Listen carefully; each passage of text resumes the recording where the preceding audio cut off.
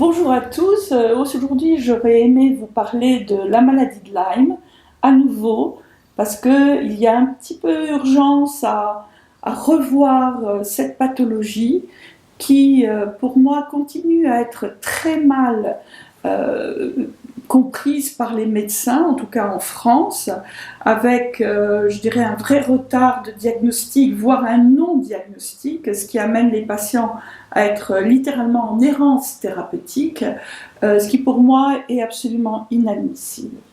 On est avec le professeur Perron et bien d'autres médecins conscients que la plupart des médecins aujourd'hui n'ont toujours pas le réflexe de rechercher la maladie de Lyme et donc ils passent à côté alors que quelque part un interrogatoire bien fait pourrait amener au diagnostic. En tout cas, Christian Perron m'a toujours dit que pour lui, les sérologies n'étaient pas d'une efficacité extraordinaire. Le laboratoire de Madame Schaller, qui utilisait des Western blot allemands, a été fermé et effectivement, nous sommes en carence de possibilités de diagnostic biologique.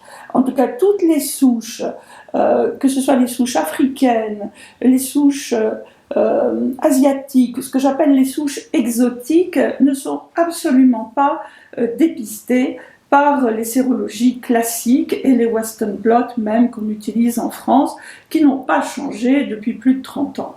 Donc on est devant une aberration, on est obligé de le constater, et donc on avait avec Christian Perron mis au point tout un interrogatoire qui découlait de ce qu'avait fait Richard Horowitz dans son livre « Comment soigner la maladie de Lyme et les co-infections ». En tout cas, cette base, si vous voulez, vous pouvez la retrouver sur Internet avec un questionnaire qui s'appelle Urgence Lyme, qui reprend les questions de Richard Horowitz plus quelques autres et qui permet finalement de faire un score qui permet de déterminer si la personne a Lyme ou pas, ou en tout cas une grosse présomption de Lyme.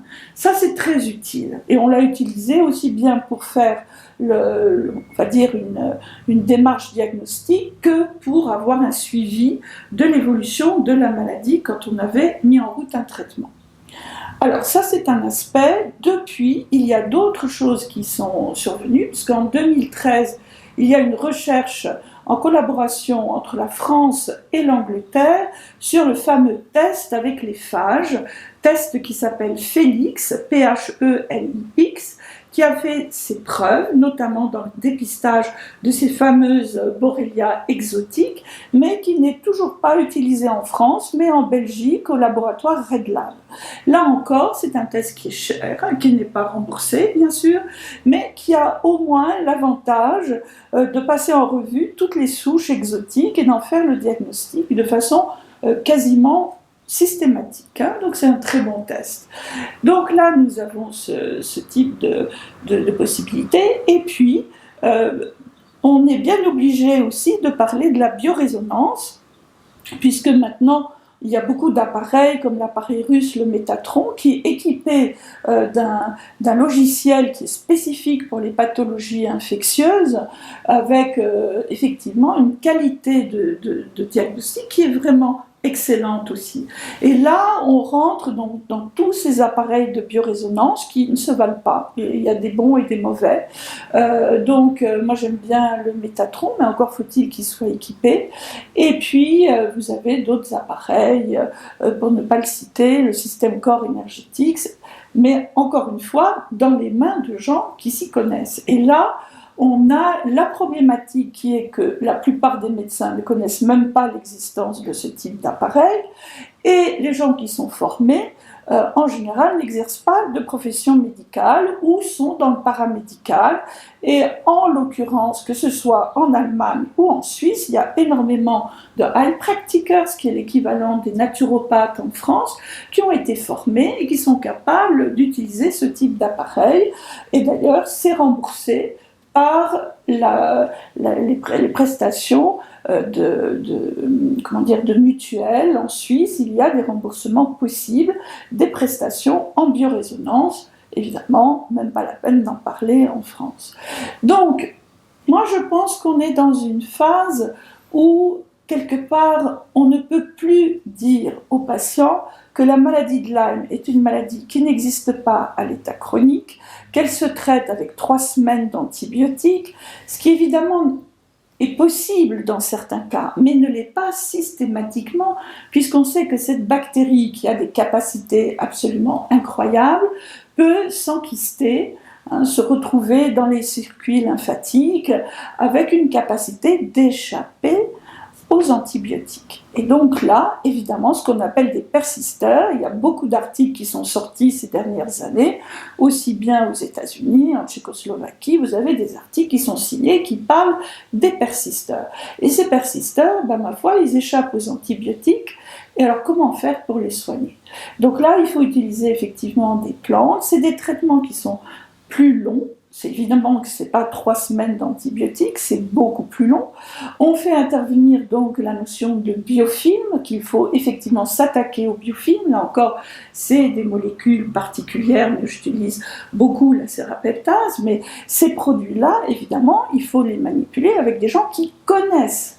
On ne peut pas demander à un médecin qui ne connaît pas cette pathologie de la traiter. Il n'a pas été formé à l'Académie de médecine, il n'a pas été formé non plus parce que les journaux n'en parlent pas, les journaux médicaux n'en parlent pas. Donc en fait, c'est beaucoup plus dans le domaine de la naturopathie, de la phytothérapie.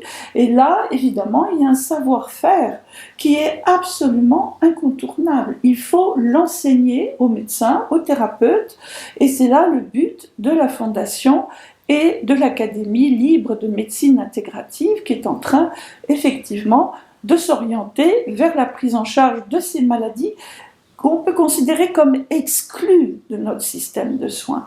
Pour moi, que ce soit la maladie de Lyme chronique, que ce soit l'électro-hypersensibilité ou la chimico-sensibilité, sur lesquelles nous reviendrons dans d'autres capsules, il n'y a pas de prise en charge. Les patients sont voués à une errance thérapeutique avec effectivement tout ce que cela entraîne, des prises en charge coûteuses pour d'autres maladies, puisque souvent on diagnostique des spondylarthrites ankylosantes, des scléroses en plaques et des polyarthrites, etc.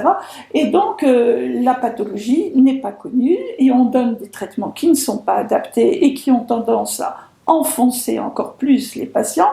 Donc là, quelque part, on ne peut pas continuer comme ça. Il faut clairement dire les choses. Nous sommes à un moment où il y a énormément de gens qui ont contracté la maladie de Lyme. Les tiques continuent à piquer, à transmettre.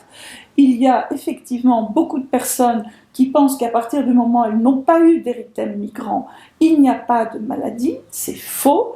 Les équipes tchèques nous conseillent même de traiter dès la piqûre. À partir du moment où vous avez constaté qu'il y a une piqûre de tique, vous devez vous traiter. Alors pas forcément par antibiotiques, mais quelque part, c'est quelque chose qui est envisageable aussi. En tout cas, il y a une nouvelle façon de voir la maladie de Lyme et d'entrer dans une forme de prévention. Effectivement, il faut coûte que coûte éviter d'être piqué. Donc il y a l'Aroma Forest de chez Pranarome, qui est un produit que vous pouvez utiliser de façon à ne pas être piqué, qui est un peu comme un répellent pour les moustiques. Il y en a d'autres qui sont sortis, là en pharmacie, on en trouve en Suisse, je pense qu'en France c'est pareil. Donc on doit pouvoir faire une prévention, et en tout cas, à partir de maintenant, les piqûres de tiques ne sont absolument pas anodines, elles peuvent transmettre la maladie de Lyme. S'il n'y a pas d'érythème migrant, il faut quand même s'en inquiéter et surveiller, parce que souvent les personnes commencent à ressentir de la fatigue, des douleurs, des arthralgies, des picotements, etc. dans les suites de la piqûre de tique. Quasiment, par exemple, si vous êtes piqué au bras, les personnes commencent à avoir mal au poignet, la main qui enfle, le coude, un ganglion sous l'aisselle. Donc ça, c'est des choses qu'il faut prendre en compte, même s'il n'y a pas d'érythème migrant. Et aujourd'hui, trop de médecins attendent que l'érythème migrant apparaisse pour déclencher la possibilité de soins. Donc là encore, on est dans des aberrations et il faut tenir compte de tout ce que je viens de vous dire. Voilà, je vous remercie pour votre écoute.